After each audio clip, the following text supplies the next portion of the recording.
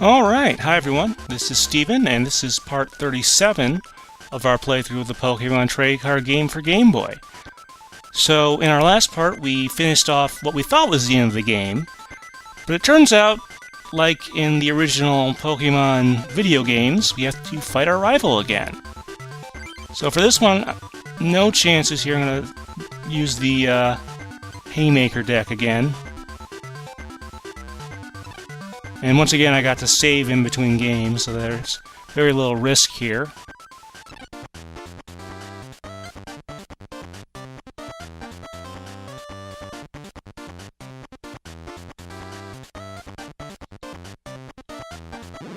Legendary Ronald deck.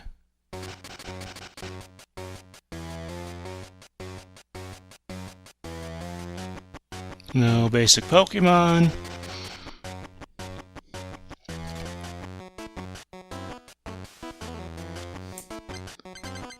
Let's see, Scyther's always a good choice for this because it has free retreat.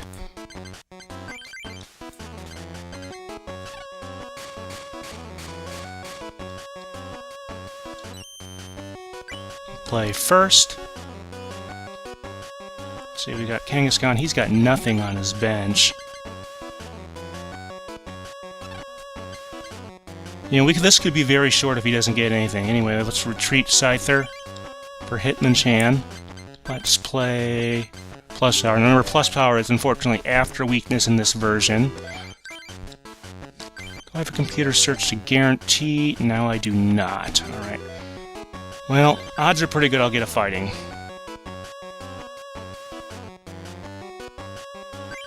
Yep. And I had to use Plus Power while Hitmonchan was active to get that bonus. Anyway, let's Plus Power again. We'll hit with Jab, that should do 60. Yep. Boy, if I get this guy in 2 turns, that'd be amazing. Aw, Trader. Turned that Articuno we saw earlier back to the deck. Eevee. So this is not going to be a 2-turn game for the last one.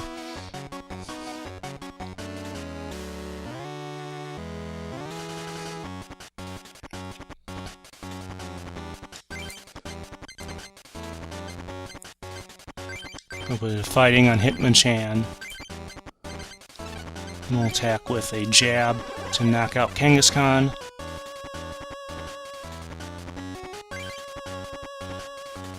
And let's see what Eevee can do. Ah, Vaporeon, interesting. Now this is a special Vaporeon. It's not one of the ones obviously you'll find in the regular game. So Augusta win now does me no good. So let's just take a look at it briefly. So yeah, this is a Game Boy Vaporeon. 60 HP. Got 1 retreat cost, weakness to lightning, so still pretty similar. Notice all colorless attacks, which is kind of nice. In any case, 1 colorless energy does focus energy. During your next turn, Vaporeon's bite base attacks damage is doubled. And then bite for 30. So if you use that the turn before, you get to do 60. So it's sort of like Scyther. Let's see. Now I want to be careful here, because if I do... Well, he's weak to lightning, so actually I should probably just jab him. Put a lightning... Oh, I don't have the buzz in play yet, do I? Nor do I actually have one. Silly me. So... For safekeeping, let's go ahead and put a lightning energy, a grass energy on Scyther. And use Jab.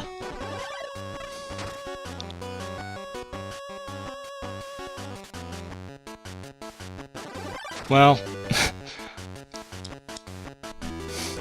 that's it, folks. Just for insult to Ronald, I'm going to take off his double colorless energy. Going to put a lightning energy on Hitmonchan.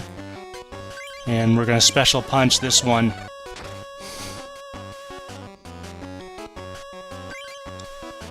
So yep, final boss of the game, done in 3 turns.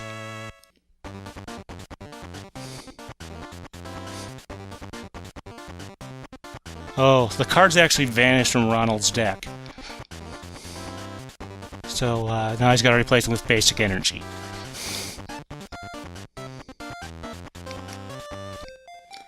I really do like this music. If you listen to PIRN, it's called After the Victory. It doesn't really have an official title, so for some of those I do actually have to make up a title. I just really like this music.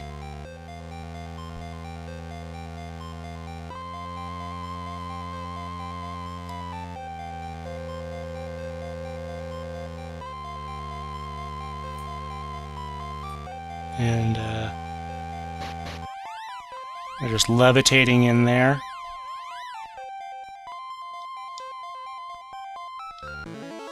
So we get the legendary cards in all their mediocrity.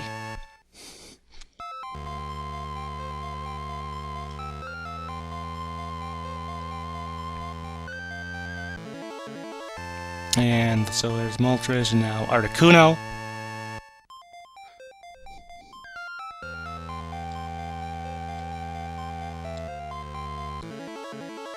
And then we have Zapdos, which we never got to see, so let's go through this one quickly. So it's got 100 HP. It's another one of those Game Boy cards. Got a Pokemon Power Peal of Thunder, we'll look at that in a second, and Big Thunder for 3 Lightning. Retreat cost is 2, no weakness, and resistance to fighting. Zapdos has always been kind of a tricky Pokemon for the cards to do a weakness and resistance because, of course, in the game it's weak to ice, which is water in the trading card game, so they can't really make it weak to that. It's also weak to rock, but unfortunately that's part of fighting, and it's resistant to fighting as well as immune to ground. So sometimes you'll see Zapdos with the lightning weakness of all things, but in this case no weakness for it. So here's Peal of Thunder. When you put Zapdos into play during your turn, not during setup, do 30 damage to a Pokemon other than Zapdos chosen at random. So yeah, this could be one of your own if you play it.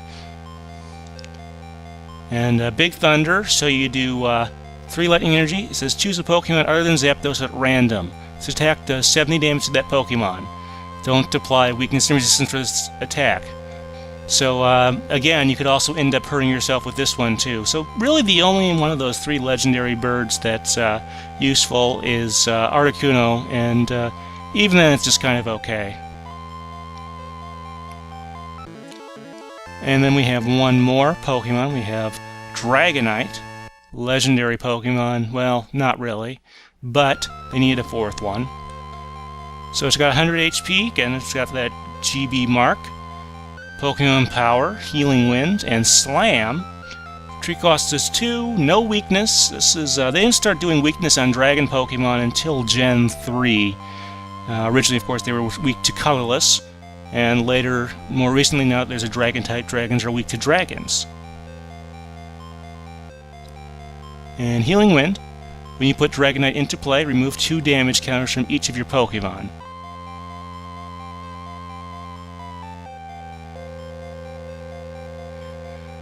And you can remove all of them if there's just one.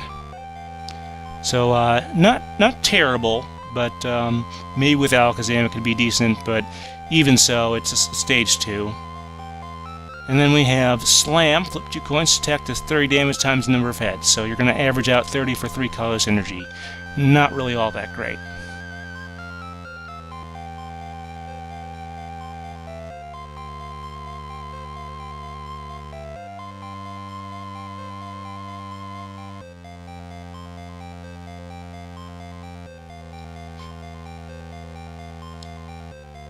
True Pokemon Card Master is one who has the skill to use the abilities of the different cards and the courage to duel powerful opponents.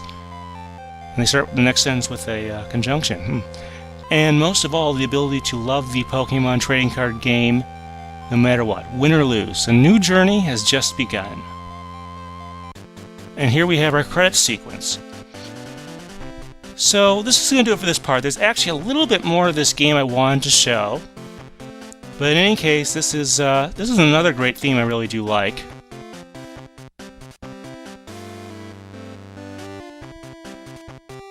And we get a little tour of all the places we've been to. Obviously, compared to a regular Pokemon game, there's much less ground to cover because there's no real space in between these. It's just the map. You just go to one club after another. Because there's no catching of wild Pokemon really in this game because, you know, you just get cards from beating people, so that's how it works.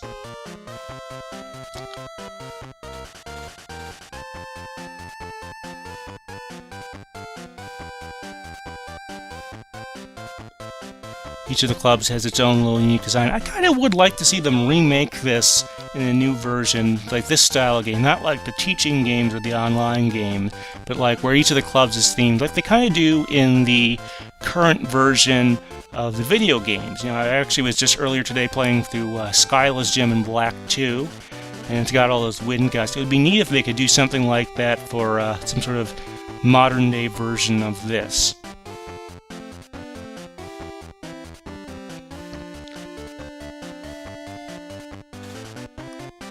So that's back at Mr. Ishihara's house. As I explained, Mr. Ishihara is a real person. Oh, look, there's Imakuni in the top right corner there.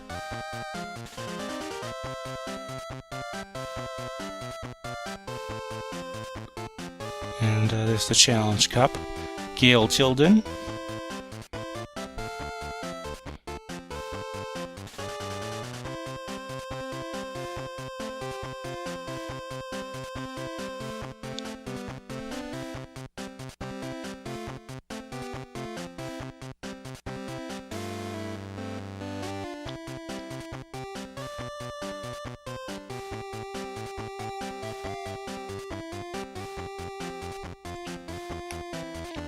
So we get to see each of the designs of the reorganized sets that they made for this game.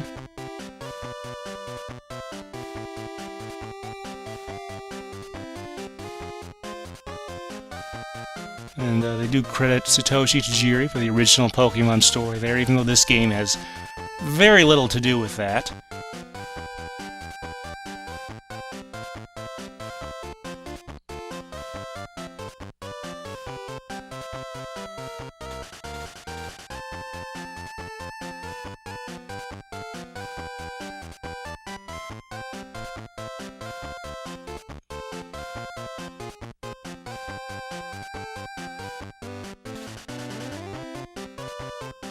Still like how those science machines or computers or whatever those are look just like Game Boys.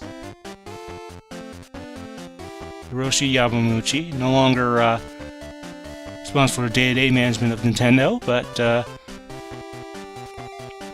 still on the board of directors if I remember correctly. And yep, Hudson Soft made this game.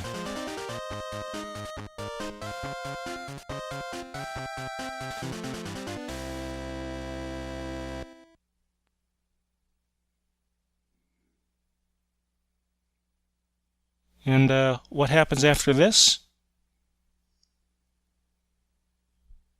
Let's see. Do I have to reset this? You know, I've actually forgotten what you do here if you have to reset it. There we go. Just have to press start. Silly me. Well, in any case, that's part 37, the last main part. I will probably do one or two more parts, but after that, it's going to be on to the next Let's Play, interspersed, of course, with our regular interviews. So, you know, I'm probably going to end up doing one of the GameCube Pokemon games next. So you can certainly look forward to that. See you next time!